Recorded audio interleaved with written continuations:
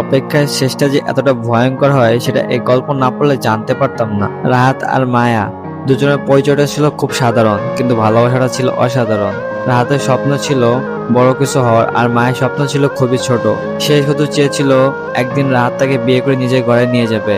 মায়া প্রতিদিন রাহাতকে বলতো, তুমি ব্যস্ত থাকো, কোনো সমস্যা নেই, শুধু একটা কথা মনে রেখো, আমি অপেক্ষা করতে জানি। রাহাত হেসে বলতো, একটু সময় দাও মায়া, সব ঠিক হয়ে যাবে। কিন্তু মানুষ সবকিছু ঠিক করার সময় পেলেও ভাগ্য কখনো সময় দেয় না। একদিন হঠাৎ মায়া অসুস্থ হয়ে হসপিটালে ভর্তি হলো। রাহাত তখন কাজের চাপে অন্য শহরে।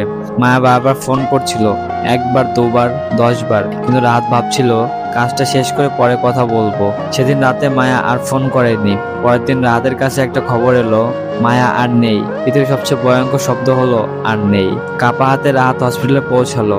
মায়ের বালিশের নিচে একটা চিঠি পাওয়া গেল। চিঠিতে লেখা ছিল, রাহাত, যদি কখনো আমি হারিয়ে যাই, নিজেকে দোষ দিও না, কারণ আমি জানি তুমি আমাকে অনেক ভালোবাসো। শুধু একটা আফসোস থাকবে, শেষবার তোমার কণ্ঠটা শুনতে পারলাম না।